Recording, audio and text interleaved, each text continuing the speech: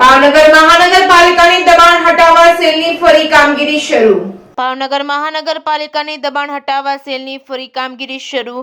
નવાપરા વિસ્તારમાં આવેલ ડિમોલેશનના નેરામાં ગેરકાયદેસરના બાંધકામ હટાવ્યા હતા। કાચા તેમજ પાકા બાંધકામ કરવામાં આવ્યા હતા। જેસીબી તેમજ તેમની ટીમની મદદથી દબાણો દૂર કરી રોડ ખુલ્લા કરવામાં આવ્યા હતા। લોકોના ટોળા કામગીરી જોવા માટે ઉમટ્યા હતા। Reporting by Hiren Bhayani, Bhavnagar.